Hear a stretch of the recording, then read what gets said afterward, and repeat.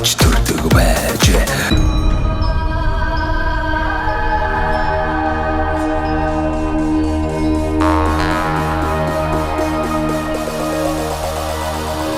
За, монголчуудаа Монгол эх орныг танилцуулдаг Сумдаа сайхан амьдрын нэвтрүүлгээ Дундгой аймгийн сайн цагаан сумаас бэлтгэж байгаа. За, манай Цомо гэдэг одоо бүсгүн маань бас Дундгой аймагт нутагтаа ирээд бас их сайхан ажиллаж хөдөлмөрлөж байгаа. Одоо Сумдаа жинхэнэ сайхан амьдарч байгаа юм залуучуудын төлөө байдаг гэж сонссон. За, намайг Цолмон гэрэл гэдэг. За, өндөр шил суманд төрж өссөн Дундгой аймгийнхаа. Тэгээд өндөр шил суманд 8 жилийн сургуулаа төгсөөд аймагтаа ирээд 1-р сургуулийг 10 жилээ төгсөөд тэгээд соёл урлагийн сургуулийг 2012 онд төгсөөд аймгийнхаа театрт ирээд за тэгээд яг ирж ажиллаад 12 дахь жилдээ аймагтаа амьдарч байна. Одоо нөхөр 2 хүүхэдтэй амьд Дундгой аймагтаа амьдардаг. Тэгээд хувийн бизнесээ хийгээд ажиллаж амьдраач байна. За, соёл урлагийн сургууль төгссөн гэж тийм мэргэжил ямар мэргэжил? Соёл урлагийн сургууль, соёл урлагийн менежмент чиглэлээр төгссөн. Тэгээд сүүлд нь магистр хамгаалаад соёл урлагийн удирдлагын менежментийг сайжруулах чиглэлээр магистр ажил хамгаалсан. Тэгээд юу Дундгой аймгийнхаа театрт бол бас ажиллаж исэн юм шиг. Тийм, аймгийнхаа театрт яг мэргэжлэрээ ажиллаад за эхний 1-2 жилд мэдээж нөгөө бичиг хэргийн ажилд хийж агаад тэгээд сүүлдээ менежер хийгээд тэгээд маркетингийн алба гэж байгуулагдаад тэгээд алба ахалж агаад тэг ажиллах гэсэн. Хоёлоо бас танаа театрын тухай нэг товчхон ярил болно үстэй. Болно. Театрыг ярь дуртай. Гол нь нөгөө монголчууд бол Дундгой аймгийг бол дуу хоорын үлгийн нутаг тэгээд олон сайхан алдартай дуучид бас энэ Дундгойс төрөн гарсан байдаг болохоор бас тэр талаас нь их сонирхдаг шүү дээ. Манай театр болохоор Төв халахын дуулчдын театр гэж явдаг. Яг говийн бүстэй бол ер нь яг урлагийн чиглэл нь болохоор яг Төв халах дэг жайгийг харуулсан одоо үндэсний урлагийн уран бүтээлүүдээр голчилж ажилладаг. За манай даргын хувьд болохоор Монгол Улсын урлагийн гай цэцгэлтэн Дорь Цүрэн гэж би найруулагч хийж байгаа одоо уран сайхны удирдаач даргийнхаа ажлыг ерөнхийдөө 20 гаруй жил хийж байгаа. Уран бүтээчлийн хувьд нэг 60 орчим 60-аас 63 хүний хооронд таатайгаар үйл ажиллагаа явуулдаг. За тэгээд яг мэргэжлийн уран бүтээлчдтэй. За уран бүтээлчдээ бодлоо яг нөгөө сургаж бэлтгэж аймгийн нөгөө бодлогын хүрээнд тэгж авдаг гэсэн сүүлийн жилүүдэд уран бүтээлч жоохон цөөн болоод тэр нь яг нөгөө орон нутагт ажиллах ажилчдын нөгөө цалин мөнгөтэй бас холбоотой гэж магадгүй гэж бодоод идэв. Яг уран бүтээлчлэг мэргэжлийн уран бүтээлч нь яг хөдөө орон нутагтаа ирээд амьдрах гэхээр яг орон нутгийн хувьд гоё тухтай байгаад байдаг. Гол нь нөгөө нэг амьдралын гол хэрэгцээ цалин мөнгө жоохон багтаагаас нөгөө мэргэжлийн уран бүтээлч нь яг төрүүгээ эсвэл нэг хувийн уран бүтээл рүү тэгээ жоохон чиглэж гээд байдаг. За тэгээд дээрэс нь манай нөгөө аймгийн театрын барилга чи ер нь хуучин барилга 80-ад оны барилга яг кино театрын зориултаагаар баригдчихсан барилга байгаа. Тэгээд одоо шинэ театрын барилга баригдах гээд ер нь шаван тавигдаад баг хөдөлгөөнд 10 жил болчихлоо шүү. Харин тэгсэн би яг санаад байгаа байхгүй 2012 онд би чи Монгол орны 21 аймагт тойроо явжсэн. Тэгээд тухайн үед одоо Дундгой 12 он. Одоогоос 13 жилийн өмнө байхгүй. Тэгээд тухайн үед бол аймгийн Чандан гэдэг дарга удирддаг байсан юм. Хөдөө аж ахуйн мэргэжилтэй одоо манайх мэдчихс юм жиргүүс сахалтай юм тагдгаар их хөгжилтэй хүн байсан. Тэр хүн удирддаг байсан. Тэгээд за энэ 12 оны хувьд аваад үзэх юм бол нийт нэг аймгийн хэмжээнд 46 тэрбум төгрөгийн хөрөнгө оруулалт хийгдэж байгаа. За энэ дээр ихэнх хөрөнгө оруулалт бол эмнэлэг, сургууль, цэцэрлэг олон нийтийн энэ одоо ерөө чиглэсэн ийм хөрөнгө оруулалтууд хийгдэж байна. Соёлын арга хэмжээнд тухайлах юм бол аймгийн төвдөр одоо Төв халахын дуулал жүжигийн театрын одоо том барилгын суур тавигдаад одоо миний ханамж зураг нь байгаа. За энэ театрын одоо суур тавигдаад ажил нь эхлээ явж байна. За энэ бол 6.7 тэрбум төгрөгийн өртөгтэй 2 жил одоо дараалж ингэж баригдахаар улсын төсөв суулгагдсан 2012-13 оны одоо онд бол баригдана 13 оны эцсээр бол дуусна. За энэ 850 хүний суудалтай иргэдэг таацтай Монгол улсын хэмжээнд бол анхудаа одоо ийм том одоо театр бол анхудаа баригдаж байна. Тэгэхээр яагаад энэ том театр анхудаа Дундгойт баригдах вэ? Дундгой аймаг бол дуу хоорын үлгий гэдэг энүүгээр алдартай. тэр хүн ярьцлаган дээр л өстө өнөө маргааш бол одоо манай театр бол одоо өстө баруун Монголд байхгүй юм иргэдэг тайцтай гоё театр баригдана гэл ярьж исэн. Тэгээд тэр цагаас хойш 13 жил өнгөрцөн байхад одоо тэр ярьж исэн одоо зүйл маань мөрөөдөл одоо тий би бэлгэдэг үл байна л та тий. Би тийг санаад байна шүү дээ. Харин тийм. Тэгээ тэрийг чинь нөгөө хошин байдлаар их олон янзаар тайлбарлана. Суур гэ компанид нөгөө нэг тендер өгсөн чинь суураас дээш яваагүй энэ төр гэ. Тэгээ янз янзын асуудалтай л байдаг юм л. Гэхдээ одоо бас тэгэл жилийн жил яригддаг юм шиг байна. Яригдана, жилийн жил яригдана. Бүх одоо хуралганд яригдана, яригдахгүй. Тэгэл нөгөө дунд гавч яалтч нөгөө дуу хорлыг ингүүт л театр нь яригдана. Тийм ээ, тийм ээ. Удахгүй одоо бас гоё театр хийгдэхгүй. Хийгдэх бах тий. Би уг нөгөө нэг шин театр маань баригдана гээл дараа жил баригдана гээл баг нэг мэдсэн чи 10 гаруй жил ажилласан байсан. Тэгээ шүү дээ. За, цомоо минь одоо тэгээд театраас гараад одоо хувийнхаа чиглэлээр үйл ажиллагаа хийж байна. Ер нь бас ямар зорилготой байна. Яг одоо үйл ажиллагаа бол тий бас нэг эко чиглэлээр үйл ажиллагаа явуулж байгаа юм шүү дээ. Тийм, Удам Экавас гэдэг ер нь яг үйл ажиллагаагаа 6 жилийн өмнөөс эхэлсэн ажлынхаа хажуугаар эхэлж ирсэн. Тэгээд яг ажлаа өгөөд 3 жил шахуу яг дараагийн жил дэлгүүрээ кафега ажиллаж байгаа. Тэгээд манайх нөгөө нэр нь Удам Экавас гэдэг хүүхдийнхээ нэрээр нэрлэлсэн, бага хүүхдийнхээ нэрээр. Тэгээд бас нөгөө бизнес хийхдээ байгальтаа болон хүндээ ээлтэй бизнес хийдэг утгаараа ерөөхдөө дандаа эрүүл мэндийн органик бүтээгдэхүүнүүд химийн орц найрдахгүй шиг тийм үү тийм бүтээгдэхүүнүүд зардаг. Тэгээд гэр ахуйн бараа тэгээд бэлэг дурсгал гойлч юм гэлгээд ерөөдөө модel төлөвлөхөө ер нь л нэг эрүүл мэндэд нэг сөрөг нөлөө багтайхан бүтээгдэхүүн зарна. Мэдээж энд бас нөгөө бизнес гэдэг утгаараа бас ашиг олох зорилготойгоор ийм бизнесүүдийг явж байна. Бас фитнес үйл ажиллагаа явуулж байгаа гэсэн. Тийм. Залуучууд маань тий нэг үе бодвол одоо тэгэл өвдсөн хойно бус тий болж өгвөл одоо эрүүл хөдөлгөөнтэй бай гэдэл фитнесийг сонирхдаг болчихлоо шүү. Дундгов аймгийн залуучууд маань бас нийтийн энэ чинь сүлд их гоё яриад байгаа шүү дээ. Нөгөө дээр үед социализм үед ярьдаг байсан шиг нийтийн биеийн тамир гэдэг шиг тийм ээ.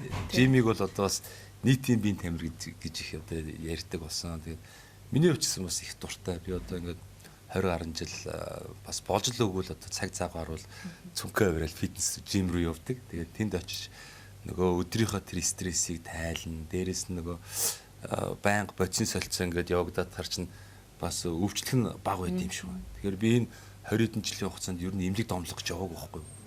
Тэгэл нийгмийн даатгал тэгэл төлөөл байгаа шүү дээ. Тэгсээр нэ эмнэлгийн үүсгээ бараг авдггүй. Тэгээ яг өөрөө ингээд нөгөө спортод дуртай, нөгөө нийтийн биеийн тамир дуртай болохоор нөгөө фитнес байнга явдаг учраас ингээд яваад идэг. Эн чинь энэ хооронд ч тодорхой хэмжээгээр биш нэг бас зардал гаргах шүү дээ. Жимийн төлбөр энэ төр төлн тий. Тэгээ болдог бол одоо спорт, эрүүл мэндийн яамч гэдэг юм энэ хүмүүс анзаарж байгаа бол тийм ээ. Тэр нэг хуулиндаа эрүүл мэндийн даатгалаараа залуучууд одоо тий фитнес явах тэр боломжийг хангаад өгөөсөө. Тэгэхгүй одоо ингээл нэг эрүүл мэндийн даатгалж төлөөд байгаа юм тэрний үр шимийг бид нар үзэхгүй байгаа байхгүй. Яг хоо нэг тийм бас бодож явдаг юм. Тийм. Ер нь яагаад фитнес бас байгуулах болов Америкта? Ер нь манай төхөр биеийн тамир тасгалжуулагч мэргэжлэр төгссөн. Тэгээд төгсөнгүүтээ хотод Flex Gym гэдэг байсан шүү дээ. Монголын ер нь хамгийн анхны жим дээ. Тий. 102 дэх. Одоо тэгтээ байдаг. Тий. Москва хараалтны салбар нэдэг. Тэнд анх яг ажлын гараагаа эхэлжсэн гэх юм уу? Яг намайг одоо 4-р курс тахад. Тэгээ бид дээр аймагта манай аймагт нэг ням гэдэг бас бизнес эрхлэлэн манай ах байдаг. Тэгээд анх фитнес байгуулад манай багшаар орж ирсэн. Тэгээ бид дээр 3 жилийн өмнөөс фитнесээ өөрсдөө байгуулад төхөөрөмжөө аваад байраа аваад тэгээд одоо яг аймагтаа бол яг ганц фитнес байгаа. Нэг яг анх фитнес хийж байх үед бол хүмүүс айгүй одоо нөгөө хөдөө орнуудынхаа бага явдаг гэсэн юм уу. Одоо л ерөөдөө залуучууд ялангуяа 10 жилийнхэн за тэгээд дунд насныхан ч гэдэг юм уу. Ер нь нэлээд сайн явдаг болсон. Ер нь байнгын одоо нөгөө фитнес явах гэж хүмүүс нөгөө нэг харагдах байдлаасаа гэж боддог гэсэн бол одоо болохоор яг нөгөө эрүүл мэндэд хэрэгтэй юм байна. Ер нь яг нөгөө хийгээд хөлс гаргаад гоё одоо өөрт нөгөө гоё сэтгэл сэргээж стрессээ тайлж гэдгийг ойлгодог гоё хийдэг болсон. Би ингээд нөгөө сайн цагаан сум буюу одоо Мандалгой хотоор ингээд тойроо зураг аваа явж хаад нэрээ нөгөө театрын баруун тийшээ тэр нэг байрны одоо би нэг давхарт байх шиг үсэн. Тэр үстэй. Одоо аймагт нэг л фитнес байгаа тийм.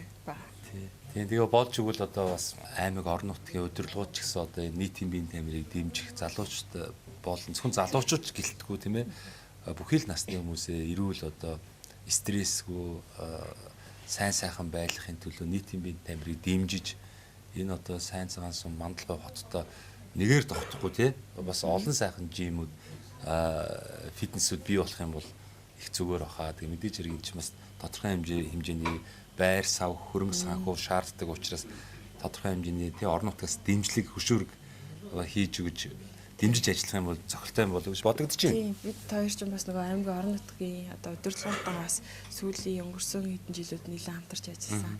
Яг нөгөө нийтийн биеийн тамир чиглэлээр одоо гадаад талбай дээр гүйлтүүд тэ сум орон нутгад бас нөгөө юу лээ эрүүл нийгмийн эрэг хандлага гэдэг эртээгээр бас нөгөө нэг дасгал хөдөлгөөн зохион байгуулалт. Гоё марафон дээр гоё тий. Ингээд аймагаа тойрж гүйж мөдөх ч гэдэг юм уу. Тийм. Тэрэн тиймэрхүү ажлууд хийгддэг. Хүмүүс бас нэлээд идэвхтэй оролцдог. Бас бидний манай нөгөө фитнес клуб яг зохион байгуулах дуртай ажлуудын нэг. Цаашдаа гоё мөрөөдлөөс хаваалцаа шээ. Энэ сум орнот бас юу хийх боломж байна.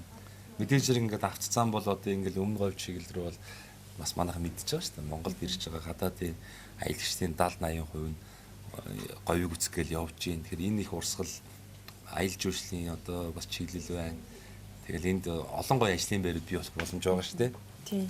Бид хоёр яг анх нөгөө бизнес эхлүүлэхдээ л юм бодчихсон. Хоёулаа ярилцаж бизнесүүдээ хийсэн юм яг дуртай ажлуудаа л хийх зөв юм байна. Хүн чинь нөгөө нэг мөнгө олох гэж байгаа ч гэсэн яг нөгөө дуртай өдөр тутмын өнгөрүүлж одоо бидний өвлцэн амьдрал юм те. Тэрэндээ яг сонирхолтой тийм яг дуртай зүйлүүдээ хийн шүү гэж хаад манай хүн бол за яалч ингээд угаасаа төмөр өргөө би бол төмөр өрөхгүйгээр одоо нөгөө байдаггүй тийм учраас яг энэ ажлаа хийгээд тэгээ энийг гол нь ингээд хүмүүст эрүүл мэнд бие биелдэртнэ гэж хангаж ажиллах нь ер нь гоё гэд бид тэр ер нь яг санаа нэгтэйгээр нөхрийнхөө одоо хийх ажлыг олсон гэх юм.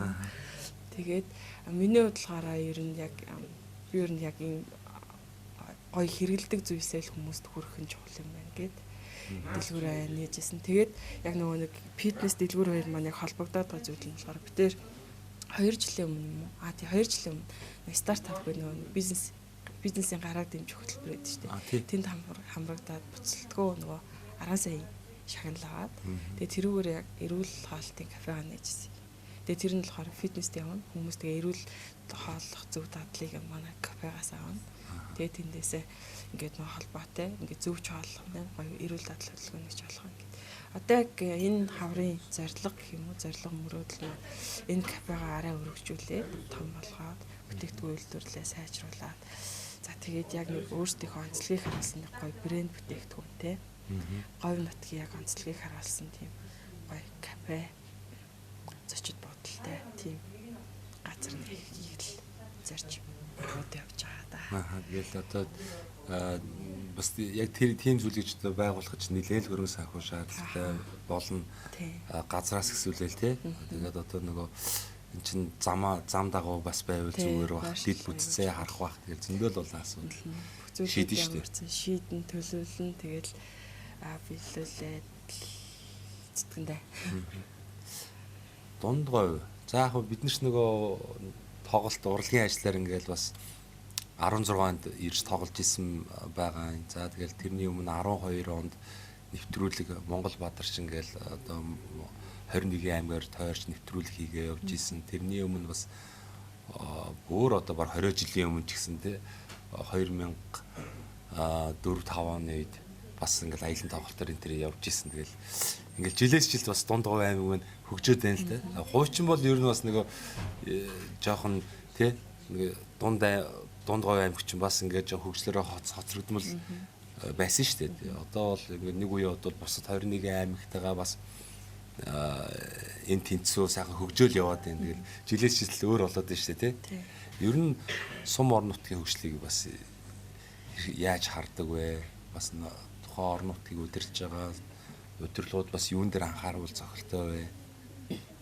Тий. Миний хувьд болохоор яг өмнө жилүүдэд одоо яг би эсвэл өөрөө өмнө байгаагүй юм уу? Яг намайг төгсөх үед энэ яг миний үеийнхэн гэдэг юм уу? Эсвэл надаас жоохон дээш үеийнхэн тэр айгу байдаггүй байсан. Тэгээ яг нэг намайг төгсөөд ирэх үеийн одоо 3 4 жилийн дараагаас яг манай үеих айгүй ингээд түлхүү орж ирсэн. Тэгээ одоо бид нар ч одоо нөгөө ингээд ажиллаж амьдраа тууштай ингээд аймагтай ингээд амьдраад байнгут яг үеийн тэр аймаг төрний амьдрах гоё юм байна. Аймаг орон нутагт бас амьдрал байгаа юм байна гэд яг хүмүүсээс нэлээд юм гоё нөлөөлөл авдаг болсон гэх юм уу. Тэгээ бид нар эргэж ирэх тий. Өөрсдөө бас нөгөө хүмүүст айгүй тэгж уриалгахыг хүсдэг. Ер нь энд гоё амьдрал байна. Хүүхдүүд гоё сурч боловсрох нөхцөл боломжинд бүх юмуд байна. Аймаг яг хүн ингээд нөгөө сумаас арай даваа талтай нь яг бүх төрлийн үйл ажиллагаанууд байгаа. Яг хүнээ хөгжүүлэх, хүүхдээ хөгжүүлэх бүх үйл ажиллагаанууд бол байгаа. Тэгээд хотыг бодвол харьцангуй төвчрэл багтай, агаар нь арай цэвэр тийм ээ. Стресс багтай. Тэгээд энэ ах дүү нартайгаа ойр тий таньдаг бүхэн үйлчлэгээний төрийн үйлчлэгээнүүдээ тэр бид нар ч яг таньдаг хүмүүсээр сайн байна уу гэл ингээл тойроод асуудалгүй авчна. Өглөөний ганц цагийн дотор тийм бүх үйлчлэг авчна. Тэгээд найзуудын хац ер нь тэгж уриалгах дуртай. Залуучуудыг ч ер нь тэгж уриалгах дуртай. Заавал тэр хотын их төвчрээнд тий ажлуудаа хэмжүүлж алгаараа явж байгаа. Тэгэхэд энэ хөдөө орон нутагт бол гоё амьдрал байна шүү. Одоо ингээл ер нь бол заавал ингээл хот байгуулна гээл одоо их юм ярьдаг болсон шүү дээ. Одоо хар хориг хот байгуулна гээл одоо бас яригдаа л байна. Яа байгуулвар сайхан л байна тийм ээ. Тэгтээ бол эн чинь байгаа юмад хордвол одоо илүү амар шүү дээ. Цоош нь одоо хот байгуулна гэдэг чинь одоо бас л төсөөлөхөд бэрх шүү дээ. Гэхдээ одоо манай 21 аймгийн төв тэгээ аймгийн төвийн сум хотууд маань болохоор тий олон жилийн түүхтэй ингээд дид бүтц бүх юм шийдэгдсэн ингээд бас уг суур байгаад нь шүү дээ. Тэгэхээр юу ингээл нэг актер шинэ хот мод гээл ингээл улсын хөрөнгө санхүүч ямар байгаа вэ тийм ээ.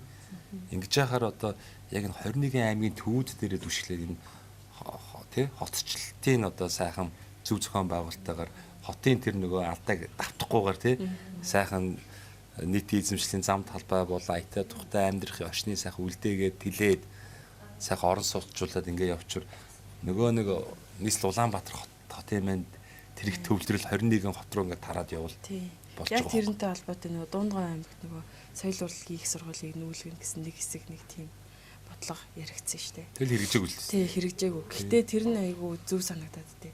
Яагаад гэвэл нөгөө хөдөө аж ахуйн сургуулийг болохоор одоо ийшээ дархан сэлгэн рүү гаргана гэж тий.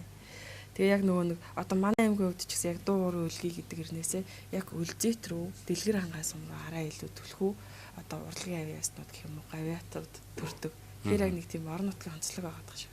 Тийм байна. Яг борьжгүй урлагын юм тийм үү. Тэгэхээр яг Дундгой аймагт хэрвээ соёл урлагийн сургууль одоо хэрэг байдаг одоо ирдэг болж гэдэг юм уу. Тэгэх юм бол илүү түлхүү үндэсний урлаг тал руугаа за ерөн соёл урлаг тал руугаа илүү хөгжих тийм төр боломжтой санагдаад. Бас тийм шүү дээ. Бас төвлөрч ажиллана. Яг үнэ. Одоо Дундгой аймагт сайхан тий кемп байгуулж штэ ингээ сайхан төв сургуультай оюутны дотуур байрны номын сан юутэй тий ингээ том гоё хотхон байгуулаад тэгээ тэнцээ ингээ урлагийн чиглэлийн бүх одоо залуучууд маань 21 аймгаас ирээд ингээ тэнд сурч боловсрдаг. Хотод чи ер нь ингээ сургууль сурнаж айгүй хэцүү штэ.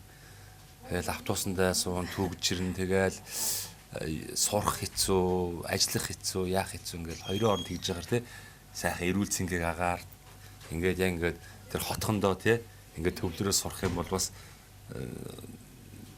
нөгөө тухайн мэрэгжлээчсэн одоо чадамгаа болох бах тий. Тэгэхээр одоо яг л соёл урлагийн их сургууль нь бас Дундгой аймагтай хөдөө аж ахуйн одоо чиглэлийн сургуулиуд нь одоо дархан сэлэнг рүүгээ за одоо бусад одоо юу гэдгийг инженер одоо шүтээ центр нь одоо магадгүй ийшгээс шанд одоо тий дорногой чиглэл рүүгээ ингээд бүгд нь гаргаад өчвөр уг нь их зүгээр л юм. Тэгээд энийг одоо яриа л хэдэг хэрэгжүүлэхгүй юм да. Нэг зоригтойгоо шиг хэрэгжүүлээд өгвөл бас өөрчлөлт гарах бах тийм ээ. Тий. Танаа одоо нөгөө аймгийн бас нэг соёл урлагийн газар гэж үгдвэл. Тий. Бас тэр хүмүүс чинь нөгөө өөрсдийнх нь ажил үүргийн онцлог бол тий аймагтаа одоо соёл урлагийн ямар арга хэмжээний зохион байгуулах уу одоо бүх юмыг л бодлохоор зангидж байгаа шүү дээ. Та бол одоо театртаа бас одоо яг театрын менежерээр ажиллаж исэн үний та ч уялдаа холбоотой бүх юм хамтарч ажилладаг гэсэн тий. Үүн дээр ер нь бас та ямар үзэл бодолтой байдаг вэ? Соёл урлаг гэдэг бол өөрөө маш их нөлөөлөлттэй ажил юу салбар واخгүй юу. Тэгээ янз бүрийн хурал цуглаан олон нийтийг одоо хамарсан арга хэмжээнд дэр дандаа л урлаг соёл нээлт хаалтыг хийдэг ч гэдэг юм уу. Одоо наадам гээл тэмдэглэлт үйл явдлуудаар дандаа л урлаг соёл байхгүй бол одоо ямар баяр байх вэ? Тэгэхээр энэ урлагийн салбар ч өөрөө маш их одоо ач холбогдол анхаарал хандуулах салбар واخгүй. Энэ дээр бас бодлогын хэмжээнд бас аймаг маань яаж ажиллавал зохилтой байдаг. Тэгээд яг мэржлийн юм болохоор бас ингээс алдаа оноотой сайн муу бүгдийг л мэдчихэж байгаа шүү дээ. Тий. Миний бодлохоор яг ингэж яддаг их амар гоё хобби хүрхсаас байна. Нэг соёл урлаг спорт угаасаа ингээ хүмүүсийг айгүй гоё хүмүүжүүлж яадаг шүү дээ. Гоё өчтөр хүртэл би танай ивент дээр нэг гоё дуулж гоё мэдрэмж авах гал гарч байгаа байхгүй юу. Тий, яг тэгдэг шиг нэг урлагаас хүмүүс ингээ гоё мэдрэмж авдаг. Гоё юу яадаг, хүмүүждэг тий. Тэгэхээр яг би ажиллаж байгаа хугацаанд нэг төсөл хэрэгжүүлж ирсэн. Тэр нь болохоор соёлтой үзэгч төсөл гэдэг. Ямар зорилготой вэ гэхээр яг хүүхдүүд багаас нь нөгөө яг орон нутгийн онцлогийг харуулсан эсвэл нөгөө бидний хүүхд түүхийг харуулсан гоё үндэсний урлагуудаа ингээ мэдчих хэрэгтэй. За тэгээ мэдхтэй гол нь үзэхтэй хүүхдүүд гоё соёлтой үзэх хэрэгтэй. Театрт гоё хуцалж орох ч гэдэм юм. Эсвэл тэгээ гоё цэгцтэй сууж гад үзэх. Яг юу болж вэ тэрийг ойлгож үзэх. Хүүхд түүхийг мэдэж үзэх гэх тийм зорилготойгоор тэр төслийг 1 жил хэрэгжүүлсэн. Нэлээд амжилттай болсон. Тэгээд одоо яг би соёл урлагийн чиглэлээр яг цаашд явуулах бодлого нь болохоор яг тэрэн шиг багаас нь үзэгчээ бэлтгэхээс гадна уран бүтээлчдийг бэлтгэх. Тэгээ уран бүтээлийг багаас нь яг нөгөө нэг одоо хичээл уран зохиол монгол хэл математик үзэж байгаа шиг яг үндэсний урлагуудыг тэр орон нутгийн одоо түүх уран бүтээлүүдийг ч гэдэг юм. Эсвэл үндэсний уран бүтээлүүд яг ингээ хамт ингээ үзээ судлуулад явах нь чухал юм. Тэгжээч нөгөө театрын урлаг орон нутгийнхаа үзэгчдтэй нэг уялдана. Тэгэхгүй бол манайхан ч яг театрын уран бүтээлчд уран бүтээлүүд нь ингээд гадна дотоодоор явахаар айгүй их ингээ үн дүрээд байдаг байхгүй. Манайхан ч аялын тоглолтууд явахаар. Бусдаар л яг дотоод болохоор үнэлээд байдаг. Тий. Одоо театрын одоо тоглолт юм уу үзэгч гэдэг юм те. Би ч нөгөө яг менежментийн ажил хийжсэн болохоор яг ингээ тоглолтууд болонгууд яг нөгөө хар өгөр хэлэх юм бол билет шахах гэдэг. Тэр ажил дээр таарна. Яг тэрийг ингээ нөө дотоод үнэлэмж мууг бодлогоор гоё багаас нь суур болгож ойлгуулад тэгээ явах юм бол их зүгээр санагдав. Одоо ч ингээл бид нар ч нэг үндэснийхээ бахархал, өв соёл, дуу хоор энтрээ ингээд дэрэгдэн байгаад байдаг. Дэрэгд байгаа эрднээ нөгөө харахгүй анзаарахгүй яваад ийн гэдэг шиг тэгсэрнээ бид нар нөгөө Америк, Холливуд одоо барууны тэр соёл урлагт илүү нөгөө давтаад байдаг. Тэгээ энэ нэг өсөнд гадны орны тэр соёлын довтлогоо болон тэр тарих угаалт нь бид нар чинь одоо хойч үе мэн илүү автаад байгаа шүү дээ. Тэгэхээр бид нар бас нэг үндэсний дархлаа, үндэсний бахархал, үндэсний өв соёл монголчууд монголоор байх гэдэг бол одоо бас яг энэ зүйл юм болов. Тэгэхээр бид нар бас энэ оюун санаагаа хамгаалах хэрэгтэй тийм. Гэхдээ хитрхи одоо тэр одоо Америкийн тэр Холливуд тэр нөгөө соёл урлагийн одоо дуу энэ чинь тэгэл ингээд яг үгийг орчуулаад ингээд сонсохоор чинь бас л хэцүү шүү дээ. Тэгэл нөгөө буруу зуршил, буруу одоо хараал өрөөл ингээл тий тэр болгон ч л бас л бидний энэ хүүхдүүдийн оюун ухааныг бол их л өөрчилж шүү дээ. Тэгэхээр үндэрс нь бас бид нэ хамгаалах хэрэгтэй. Бас таны яриатай санал нэг байна. За тэгээ яриад байвал их зүйл байна. Нэг хоёулаа ерөөхдөө ингээ ярьцлага өндөрлөө. Манай нэвтрүүлгийн хамтрагч нэг дэмжигч байгуул байгаа. Мөнх Ампер Construction гэдэг одоо барилгын материалыг Монголдо одоо үйлдвэрлэж байгаа юм залуучууд байна. Мөнх Ампер Construction манай нэвтрүүлэг үзэх дуртай. Тэгээ Монгол орныхоо өнцөг булмарт ингээд ажлын байр бий болгоо сайхан сумдаа сайхан амьдрах гэж байгаа хүмүүст боломж олгоорой. Тэгээ 10% хөнгөлтийн эрх олгоорой гэсэн танд бас энэ барилгын материал шаардлагатай бол одоо 10% хөнгөлт бэлэглэе. Тэгээ энэ Мөнх Ампер Construction компани залуучууд маань нэг сүүлийн үед барилга байгууламжинд ашиглаад байгаа нэг Лего блок гэдэг юм том блокуудыг үйлдвэрлэдэг. За дээрэс нь одоо хөөсөн дулаалга. За нэг хөөсөн дулаалгаараа сэндвич хавтангууд хийж байна.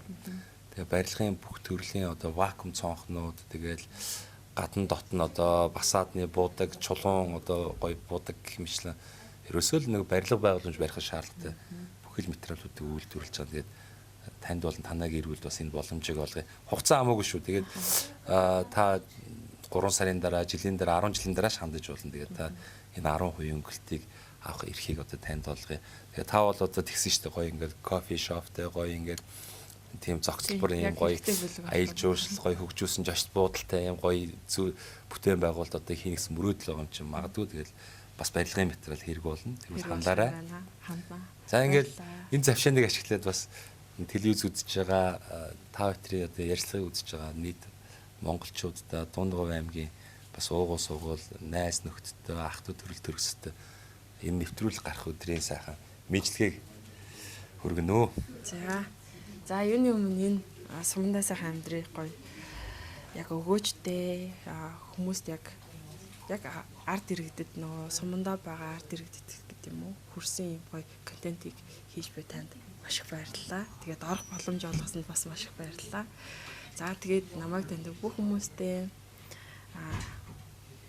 энэ өдрийн мэнд хүргэе. За тэгээд үүгээр дамжуулаад хүн нөгөө хүсч хийсэн зүйлээ одоо хийх юм бол ер нь хаач амьдрах ерийн боломжууд байдаг. Их зүйл битгий шунаарэ. Яг өнөөдөр байгаадаа талархаад гоё өдрөг амьдраарай л гэж хэлмээр.